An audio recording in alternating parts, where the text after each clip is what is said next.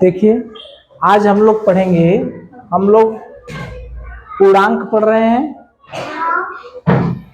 तो आज हम लोग देखेंगे विपरीत संख्याओं को। पूर्णांक में हम लोग क्या क्या देखे थे, याद है? उसको रिवाइज कर ले थोड़ा सा। उसमें ऋण वाली भी संख्याएं थी, जीरो भी था और धन वाली भी संख्याएं थी, यही थी ना? तीनों संख्याएं थी। ऐसी संख्याएं जिसमें धनात्मक, ऋणात्मक और उनके साथ साथ शून्य, ये तीनों संख्याएं थी। उन्हें हम लोग क्या कह रहे थे? पूर्णांक। ठीक है।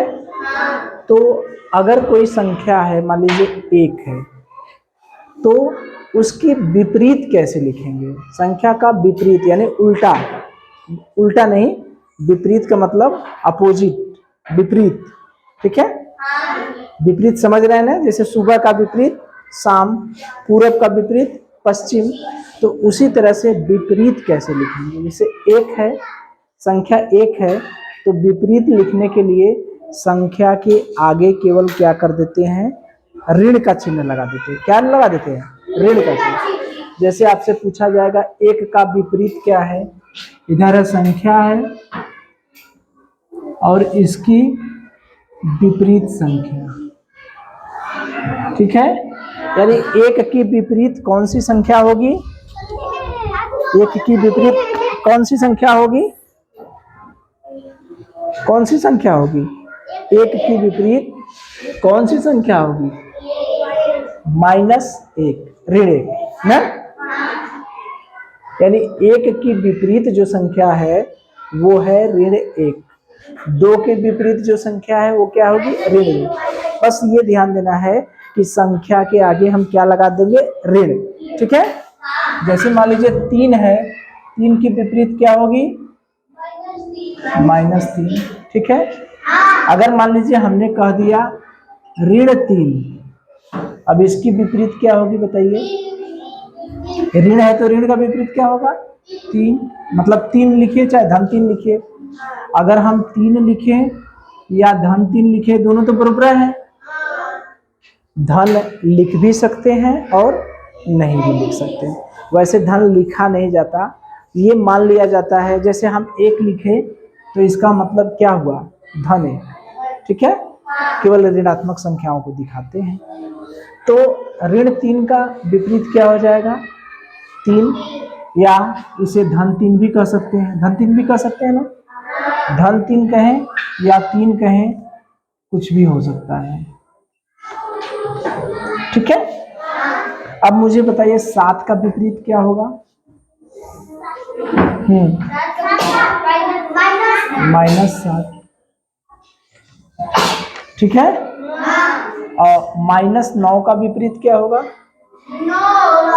-9 का विपरीत क्या होगा? 9। -9 का विपरीत क्या होगा? 9। ठीक है।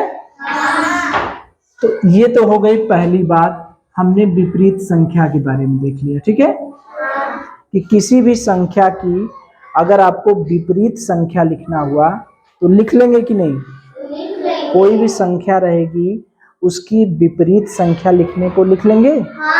चलिए, अब देखिए दूसरी बात आती है कि अगर कोई संख्या है उसमें उसकी विपरीत संख्या जोड़ी जाती है। क्या की जाती है? जोड़ी जाती है। संख्या में उसकी विपरीत संख्या जोड़ी जाती है तो उत्तर क्या आएगा? 0। क्या आएगा? 0। ठीक है। तो ये ध्यान दीजिएगा कि जब भी कोई संख्या में अगर उसकी विपरीत संख्या हम जोड़ते हैं तो उसका उत्तर क्या आएगा? 0। अब मुझे ये बताइए -3 में अगर हम धन 3 जोड़ेंगे तो उत्तर क्या आएगा? -3 है और इसमें धन 3 जोड़ेंगे तो उत्तर क्या आएगा? क्या आएगा? वही तो संख्या है, ऋण 3 है संख्या और उसकी विपरीत संख्या क्या है? धन 3 है। धन 3 या 3। तो इन दोनों को जोड़ेंगे तो क्या आएगा उत्तर। या इसको हम ऐसे भी लिख सकते हैं कि -3 है, इसमें 3 जोड़ेंगे, ये भी तो विपरीत है। धन लिखे हैं या नहीं लिखे हैं, ये विपरीत ही संख्या है ना। तो -3 और 3 दोनों को जोड़ देंगे, क्या आएगा 0। तो ये तो हो गई दूसरी बात। यानी दूसरी बात क्या है, किसी भी संख्या में उसकी विपरीत संख्या जोड़ते हैं तो उसका उत्तर क्या आता है 0। तो विपरीत संख्याओं से एक ये बात नहीं पता चली कि संख्याएं ऋण में ऐसी ढेर सी संख्याएं हैं, है ना। जब यहाँ से विपरीत हम लिखने लगे तब भी ऋण आया, संख्याओं में उसका विपरीत लिखने लगे तब भी ऋण आया। इसका मतलब -1, -2, -3, -4 इस तरह से संख्याएं होंगी कि नहीं। तो इन्हीं संख्याओं को हम लोग कहते हैं क्या, ऋण पूर्णांक। क्या कहते हैं, ऋण पूर्णांक। यानी ऐसी सभी संख्याएं जो ऋणात्मक होती हैं उन्हें हम लोग कहते हैं ऋण पूर्णांक। क्या कहते हैं, ऋण पूर्णांक। यानी ऋणात्मक संख्याएं जो होती हैं उन्हें हम लोग क्या कहते हैं, ऋण पूर्णांक। तो धनात्मक संख्याएं जो होंगी उन्हें क्या कहेंगे बताइए, अपने आप पता चला गया। धनात्मक संख्याओं को क्या कहेंगे, ऋणात्मक संख्याओं को ऋण पूर्णांक कहेंगे। तो जितनी भी धनात्मक संख्याएं होंगी उन्हें हम क्या कहेंगे, धन पूर्णांक कहेंगे। तो ये हो गया धन पूर्णांक। तो ऋण पूर्णांक पता चल गया, धन पूर्णांक पता चल गया। उसी में एक घेलुआ 0 मिला दे। क्या मिला दे, 0। इधर वाली संख्याएं 0 के बाएं तरफ जो संख्याएं हैं वो क्या है, ऋणात्मक। 0 के दाहिनी तरफ जो संख्याएं हैं वो क्या है, धनात्मक। तो ऋणात्मक और धनात्मक संख्याएं 0 सहित, यानी 0 को मिलाकर जो ऋणात्मक और धनात्मक संख्याएं होती हैं उन सभी संख्याओं को मिलाकर कहते हैं पूर्णांक। क्या कहते हैं, पूर्णांक। इंटीजर, इंग्लिश में इसको क्या कहते हैं, इंटीजर। तो पूर्णांक क्या होता है, बात समझ में आई। पूर्णांक में 3 चीजें हैं, एक है ऋण पूर्णांक है, एक है 0 और एक है धन पूर्णांक। 3 चीजें हैं ना। क्या क्या चीजें हैं, 3 चीजें, ऋण पूर्णांक, धन पूर्णांक और 0। तो पूर्णांक में 3 चीजें हैं, ऋण पूर्णांक, धन पूर्णांक और 0। जो ऋणात्मक वाली रहती हैं उनको हम लोग कहते हैं ऋण पूर्णांक, धनात्मक वाली को कहते हैं धन पूर्णांक और 0 को कहते हैं 0। तो अगर आपसे पूछा जाता है कि केवल ऋण पूर्णांक बताइए तो क्या कहेंगे, ऋण 1, ऋण 2, ऋण 3, ऋण 4 इस तरह से बढ़ती जाएंगी। अगर आपसे पूछा जाता है धन पूर्णांक संख्याओं को बताइए तब क्या कहेंगे, 1, 2, 3, 4 ... ये धन है ना, या धन 1, धन 2, धन 3, धन 4 ये ... अगर आपसे पूर्णांक पूछा जाता है कि पूर्णांक की संख्याओं को बताइए तब क्या कहेंगे, ऋण भी बोलेंगे, 0 भी बोलेंगे और धन भी बोलेंगे। ठीक है, इतनी चीज क्लियर है। तो हम लोग कितनी संख्याओं को देखें, विपरीत देखें किसी संख्या का विपरीत लिखना देखें। 2 विपरीत संख्याओं को जोड़ देते हैं तो क्या होता है, ये देखें विपरीत संख्याओं को देखें। 2 विपरीत संख्याओं को जोड़ देते हैं तो क्या मिलता है, ये देखें। ऋण पूर्णांक को देखें, शून्य को देखें, धन पूर्णांक को देखें और पूर्णांक को देखें। पूर्णांक क्या होता है, ऋण, धन और शून्य तीनों को मिलाकर। ऋण पूर्णांक क्या होता है, केवल ऋणात्मक संख्याएं, केवल ऋणात्मक संख्या। धन पूर्णांक क्या होता है, केवल धनात्मक संख्या। ठीक है, चलिए इसी लगे ये भी जान जाइए पूर्ण संख्याएं। पूर्ण संख्याएं हम लोग पढ़ भी चुके हैं, है ना। तो पूर्ण संख्याओं में क्या होता है, ये 1 2 3 4 यानी जो प्राकृतिक संख्याएं होती हैं उसमें शून्याम मिला दिया जाता है। ये तो हम लोग पढ़ चुके हैं, पूरा पाठ ही पढ़े हैं ना। प्राकृतिक संख्याओं में 0 मिला जाता है, यानी पूर्ण संख्याएं जो होती हैं 0 1 2 3 ये सब होती है, ठीक है। अब देखिए हम लोग पूर्णांक को संख्या रेखा पर दिखा रहे हैं। ये अपनी संख्या रेखा हो गई, उसमें एक हो गया 0, 0 के दाहिनी तरफ जो संख्याएं हैं वो कौन सी संख्याएं होती हैं, धनात्मक। कौन सी संख्याएं, धनात्मक। 0 1 2 3 4 डॉट डॉट डॉट करते जाएंगे। बाईं ओर जो संख्याएं होती हैं वो क्या होती है, ऋणात्मक। 0 1 2 3 4 ऋण 1 ऋण 2 ऋण 3 ऋण 4, यही होता है ना। तो अगर आपसे पूछा जाता है कि संख्या रेखा पर मुझे ये बताइए कि शून्य के, ध्यान से देखिए, संख्या रेखा पर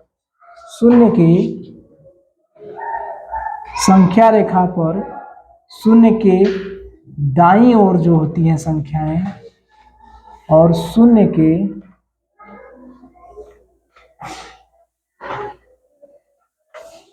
बाईं ओर जो संख्याएं होती हैं, कौन सी संख्या धनात्मक होती है, कौन सी संख्या ऋणात्मक होती है।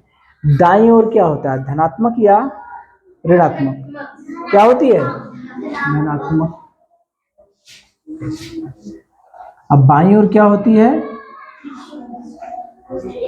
ऋणात्मक। इतनी बात समझ में आई कि जो संख्या रेखा है उस संख्या रेखा पर शून्य के दाईं ओर जितनी संख्याएं होंगी वो क्या होंगी, धनात्मक, और शून्य के बाईं ओर जो होगी वो क्या होगी, ऋणात्मक। तो ये हमने दिखा दिया संख्या रेखा पर। ये भी बात क्लियर हो गई, इसको भी मिटा दिया जाए। चलिए, तो हमने संख्या रेखा पर भी पूर्णांक को दिखा दिए। अब विपरीत संख्याओं का योग, ये तो हमने पढ़ लिया है ना कि दो विपरीत संख्याओं का योग कितना होता है, दो विपरीत संख्याओं का योग क्या होता है, क्या होता है, 0। तो ये भी हम लोग पढ़ लिए ना। चलिए इसको भी मिटा दिया जाए। अब बताइए, अब आप लोग बोलेंगे, हम केवल लिखेंगे। प्रश्न है विपरीत पूर्णांक बताइए।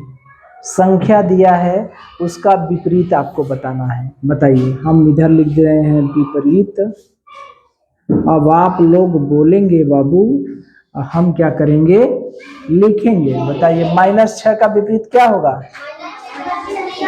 हाँ 6, ठीक। 6 कहिए चाहे धन 6 कहिए, मतलब है क्या है। 9 का विपरीत बताइए, +9 का विपरीत क्या होगा, -9। वेरी गुड, समझ गए लग रहा है। -11 का क्या हुआ, 11, बहुत अच्छे। +12 का विपरीत, -12, वेरी गुड।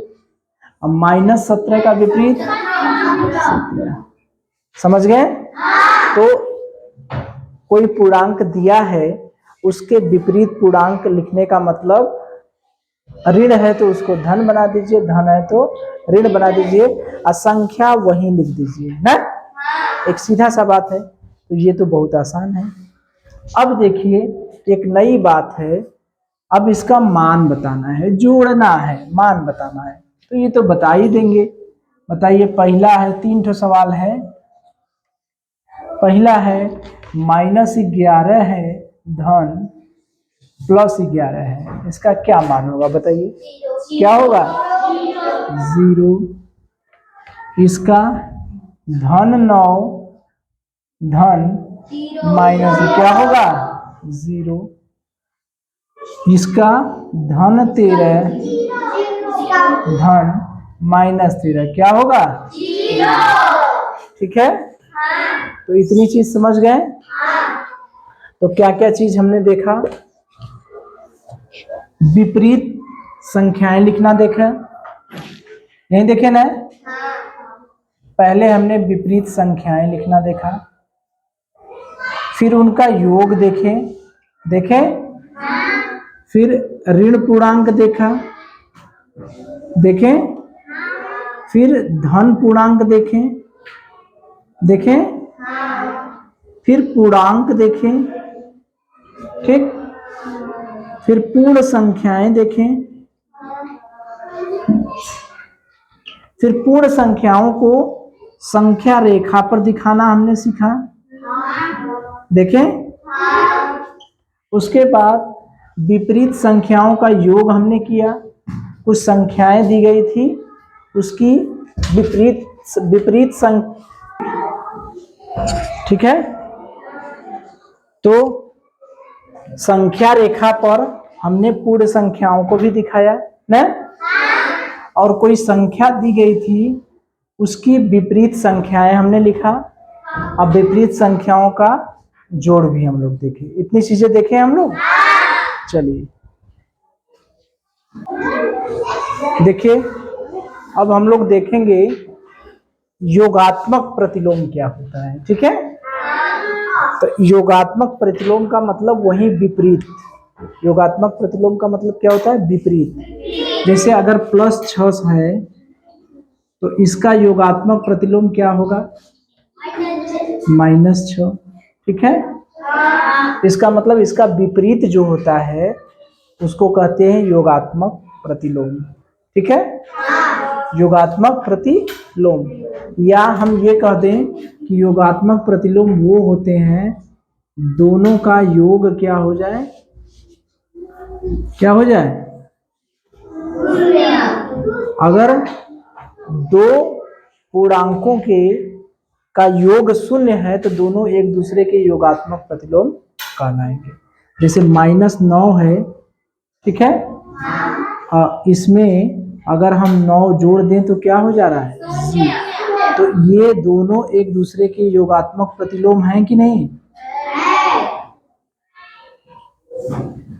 योगात्मक प्रतिलोम है, ठीक है। अब मुझे बताइए 9 का योगात्मक प्रतिलोम क्या होगा? क्या होगा? और धन 9 का क्या होगा? क्या होगा? 9 की -9 बताइए। -9 नहीं होगा ना? 9 या धन 9 तो एक का है। और ऋण 3 का बताइए।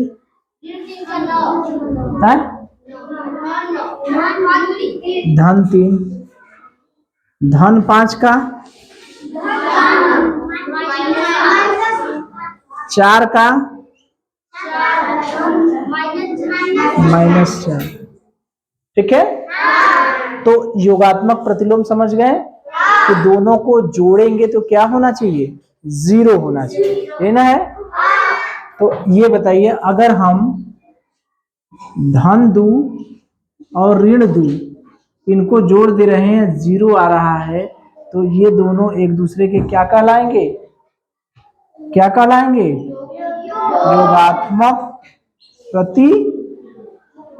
योगात्मक प्रतिलोम। तो ये बात समझ में आई? योगात्मक प्रतिलोम एक दूसरे का क्या होता है? विपरीत होता है। क्या होता है? विपरीत। जैसे अगर कोई संख्या यक्ष है तो इसका योगात्मक प्रतिलोम क्या होगा?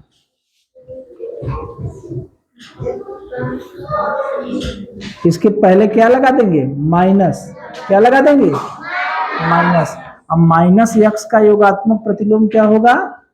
यक्ष नहीं होगा ना? किसी भी संख्या का योगात्मक प्रतिलोम उस संख्या का विपरीत होता है।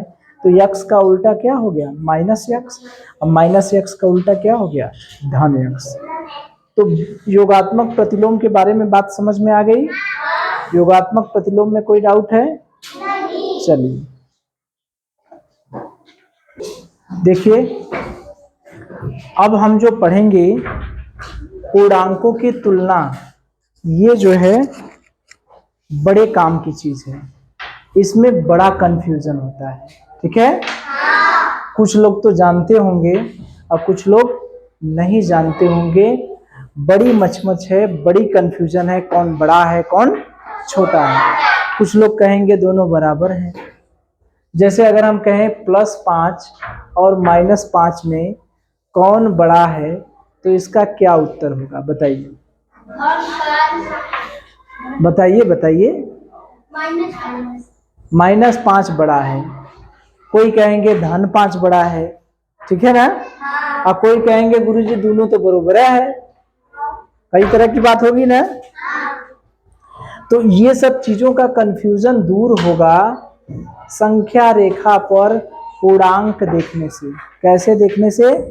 संख्या रेखा पर पूर्णांक देखने से। एक चीज आप लोग ध्यान रखेंगे कि दाया दाया दाया और बाया, दाई ओर की जो संख्याएं होती हैं वो बड़ी होती हैं, दाई ओर की संख्याएं जो होती हैं वो बड़ी होती हैं। जब भी तुलना करेंगे दो लोगों में ही तुलना करेंगे, तुलना दो ही लोगों में होती है ना, कम से कम दो लोगों में होती है, ज्यादा में भी होगी। तो तुलना जब भी करेंगे, दो लोगों के बीच तुलना करेंगे, तो उसमें हम ये देखेंगे कि कौन बड़ा है और कौन छोटा है, कौन दाईं ओर पड़ रहा है, कौन बाईं ओर पड़ रहा है। तो जो दाईं ओर पड़ेगा वही बड़ा होता है। जैसे हम लोग खाना खाते हैं किस हाथ से? दाएं हाथ से। काम करते हैं किस हाथ से? दाएं हाथ से। लिखते कैसे हैं किस हाथ से? दाएं हाथ से। जो इस हाथ से कहते हैं बायां से, कहते हैं नहीं उल्टा हाथ से कर लेना ना, कि उल्टे हाथे लिखते हैं ना। बैटिंग भी करते हैं तो दाहिने सीधे हाथे, और जो ऐसे बैटिंग करते हैं उनको कहते हैं कि ये उल्टे करते हैं ना। तो दिमाग में ये चीज नहीं है कि दाहिना हाथ से लिखना होता है, दाहिने हाथ से खाना होता है। ज्यादातर काम हमारे किस हाथ से होते हैं? दाएं हाथ से। तो बड़ा कौन होगा? दाया या बड़ा? कौन बड़ा होगा? दाया। तो एक चीज दिमाग में बैठ गया कि अपना दाया हाथ सबसे बड़ा है ना। तो जब भी अरे अरे ऐसे थोड़ा बड़ा लौकेगा, सब ऐसे देखने लगे कहाँ बड़ा है, ये हथवा तो बराबर है, हम याद करने के लिए कहे हैं, ठीक है। बुझात बा? तो कौन सा संख्या बड़ा होगा, दाईं ओर वाली या बाईं ओर वाली? दाईं ओर। तो अब संख्या रेखा हमें याद होना चाहिए। तो संख्या रेखा तो याद है, 0 है, 0 के दाईं ओर संख्या क्या होती है? धनात्मक। अभी हम लोग बनाए हैं ना, इसको अपने दिमाग में बैठा लीजिए, इसको अपने दिमाग में क्या करिए? बैठा लीजिए कि 0 के दाईं ओर धन 1, धन 2, धन 3 धन वाली है, और 0 के बाईं ओर सब ऋण वाली है, ठीक है। सबसे बड़ा कौन होता है इसमें तो कोई कंफ्यूजन नहीं है, दाया वाला। अब हमें एक चीज देखना है कि संख्या रेखा पर कौन दाहिने होता है, कौन बाएं होता है। तो जितना धन है, देखिए क्या क्या हमें याद रखना है। जो दाईं ओर होता है वो बड़ा होता है, ठीक। और यही संख्या दाईं ओर की संख्या पॉजिटिव होती है, और बाईं ओर की संख्या क्या होती है? नेगेटिव होती है। बस यह इतना चीज याद रखना है। दाईं ओर 0 से दाहिने कितना है? धनात्मक, और 0 से बाएं कितना है? ऋणात्मक। अब बताइए मुझे, ऋण 5 और धन 5, धन 5 किधर पड़ेगा? इधर पड़ेगा। ऋण 5 किधर पड़ेगा? इधर पड़ेगा। यही इधर पड़ेगा ना, नहीं पड़ेगा क्या? अरे 0 है, 0 के दाईं ओर पड़ेगा धन 5, और 0 के बाईं ओर पड़ेगा ऋण 5। अब मुझे बताइए कौन बड़ा है? कौन बड़ा है? कौन बड़ा है? ऋण 5 बड़ा है या धन 5 बड़ा है? बताइए कौन बड़ा है? धन 5, यही ना बड़ा है। ये छोटा कैसे पता चला? क्योंकि ये जो धन 5 है वो इसके ऋण 5 के दाहिनी ओर पड़ रहा है? बात समझ में आ गई? अब मुझे बताइए, देखिए धन 2 और धन 3। अब ध्यान से देखिए, इसको मिटा देना। चलिए अब आपको प्रैक्टिस करना है। अब देखिए, अच्छा पहले एक आसान सा पूछ दें, ऋण 3 और धन 4 कौन बड़ा है? कौन सा बड़ा है? धन 4। ऋण 3 धन 2 कौन सा बड़ा है? धन 2। बहुत आसानी से बता दिए। अब थोड़ा सा कुछ कठिन की ओर चले। चलिए अब मुझे बताइए, धन 2 और धन 3 कौन बड़ा है? कौन बड़ा है? धन 3। कैसे पता चलेगा कि धन 3 और धन 2 में दाईं ओर कौन पड़ रहा है? धन 3। धन 3 दाएं पड़ रहा है ना, तो धन 3 बड़ा होगा। ठीक। 0 और धन 1 में कौन बड़ा है? धन 1। बड़ा आसानी से बता दिए ना, बहुत सही। ऋण 1 और धन 4 में कौन बड़ा है? बड़ा आसानी से बता दिए भाई। चलिए अब मुझे बताइए, ठीक है ना? अब तो सब बता ही दिए हैं, अब सब बड़का छोटका तो जान ही गए हैं, ठीक है? तो अब चलिए देखिए, मुझे ये बताइए, ऋण 2 ऋण 3 कौन बड़ा है? कौन सा बड़ा है? ऋण 2 बड़ा है। क्यों? ऋण 2, ऋण 3 और ऋण 2 में कौन दाईं ओर पड़ रहा है? ऋण 2। तो इसलिए ऋण 2 बड़ा है। अगर इसको समझ गए तो इसका मतलब सब समझ गए। चलिए फिर से बताइए, ऋण 4 और ऋण 1। ऋण 1, क्योंकि दाईं ओर कौन पड़ रहा है? ऋण 1। अच्छा मुझे बताइए, ऋण 1 और 0 में कौन बड़ा है? 0, क्योंकि 0 जो है इसके दाईं ओर पड़ रहा है।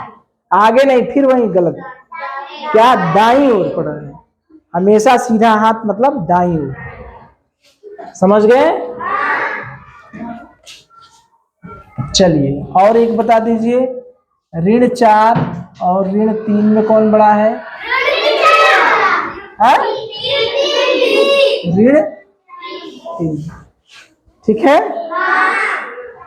तो एक चीज देख रहे हैं, एक चीज देख रहे हैं कि नहीं? चलिए अच्छा फिर बताइए, ऋण 4 और ऋण 1 में कौन बड़ा है? और धन 4 और धन 4 और धन 1 में कौन बड़ा है? धन 4। तो देख रहे हैं, ऋण में जो बड़ा है वो छोटा बन जा रहा है। नहीं, 4 बड़ा है, 4 छोटा बन जा रहा है। तो ऋण में, केवल ऋण में ध्यान देना है, ऋण में जो बड़ा होता है वो छोटा बन जा रहा है और जो छोटा है वो बड़ा बन जा रहा है। जैसे अगर हम पूछें आपसे, ध्यान से देखिएगा, -123, 112 और -113 कौन बड़ा है? -112। ऋण वाले में जो छोटा होगा वो बड़ा होगा। अब ऐसे 112 या 113 में कौन बड़ा है? 113।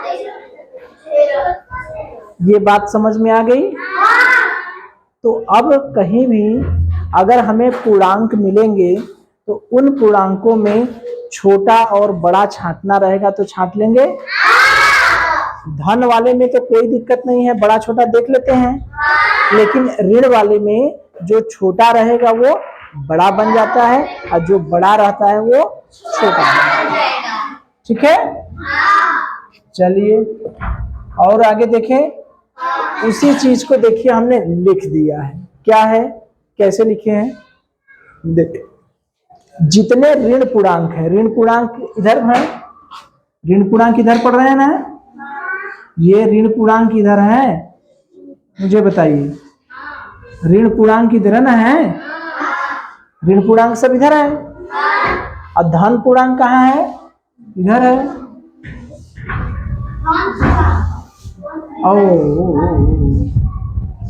धन पूर्णांक सब इधर है, ये दाईं ओर पड़ रहा है, ये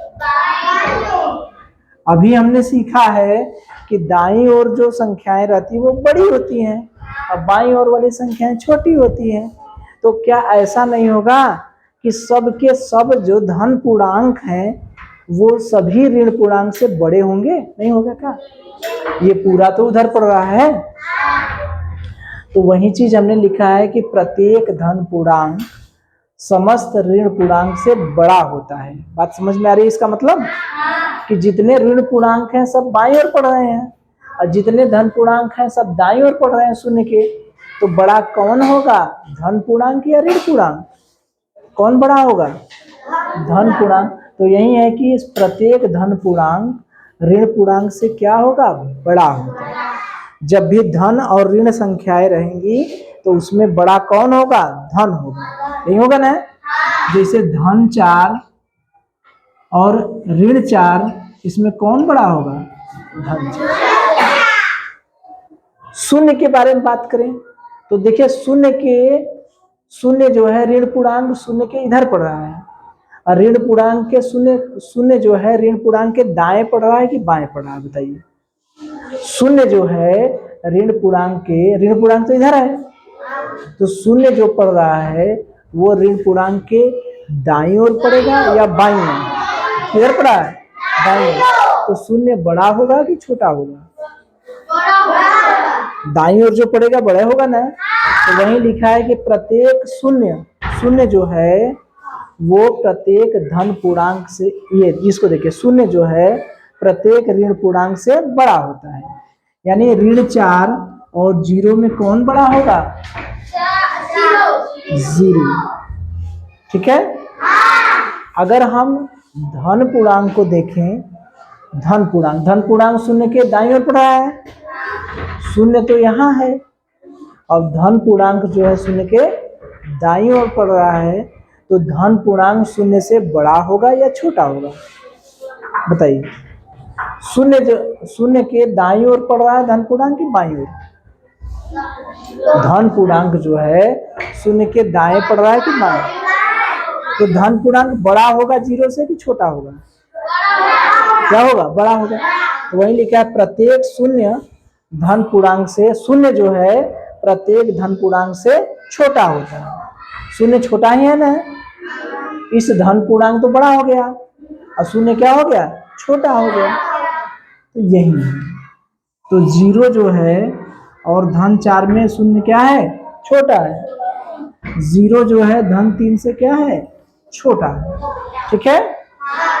अगला पॉइंट देखिए, योगात्मक वाला, यही उल्टा। अभी जो हम लोग पढ़े हैं ऋण वाले में, बड़ा पूर्णांक का योगात्मक प्रतिलोम।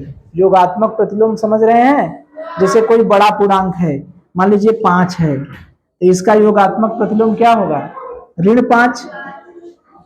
इसका योगात्मक प्रतिलोम बताइए क्या होगा, योगात्मक प्रतिलोम क्या होगा, ऋण 5 होगा। यही होगा ना। तो बड़े पूर्णांक का योगात्मक प्रतिलोम छोटे पूर्णांक के योगात्मक प्रतिलोम से छोटा होता है। अच्छा, ये चीज 5 का योगात्मक प्रतिलोम क्या है, -5, और 3 का योगात्मक प्रतिलोम क्या होगा, -3। तो इसमें जो है जो बड़ा पूर्णांक है, ठीक है, तो बड़ा पूर्णांक है तो उसका योगात्मक प्रतिलोम छोटा होगा। यही चीज है। मतलब इसमें धन 5 और धन 3 में कौन बड़ा है, 5 धन। लेकिन जब इसका योगात्मक प्रतिलोम करेंगे तो हाई छोटा हो जाएगा। नहीं हो जाएगा क्या? ये कौन बड़ा होगा, कौन बड़ा होगा, ऋण 5 और ऋण 3 में कौन बड़ा होगा, ऋण 3। तो यहाँ पर तो बड़ा था, यहाँ पर तो बड़ा था, लेकिन योगात्मक प्रतिलोम में क्या हो गया, छोटा। 5 यहाँ पर बड़ा था, अब 5 यहाँ पर छोटा हो गया। तो वही है कि बड़ा जो पूर्णांक है, जो बड़ा है, यानी जो 5 बड़ा था, योगात्मक प्रतिलोम में छोटे योगात्मक प्रतिलोम से क्या हो जाता है, छोटा हो जाता है, छोटे से छोटा हो गया। तो इतना उलझने की जरूरत नहीं है, हम लोग अपना देखे हैं ना, इसमें बहुत ज्यादा उलझने की जरूरत नहीं है। ऋण वाले में जो छोटका होता है वो बड़ा होता है, बड़का है जो छोटा होता है। इतनी चीज समझ में आ गई। तो हम लोग दो चीज देखें, क्या चीज, योगात्मक प्रतिलोम देखे, ठीक है, योगात्मक प्रतिलोम देखे और पूर्णांकों की तुलना। तो अब पूर्णांकों की तुलना में दो पूर्णांकों में छोटी बड़ी संख्याएं अगर हमको बताना रहेगा कि कौन सी संख्याएं छोटी हैं, कौन सी संख्याएं बड़ी हैं, तो बता देंगे। अंतिम प्रश्न 1 1 1 9 3, 1 1 1 9 2, ये ऋण है, ये ऋण है, बताइए कौन वाला। 1 1 9 2 जो छोटा है वो क्या होगा, बड़ा है। समझ गए। अब कोई डाउट है, हो जाएगा, चलिए।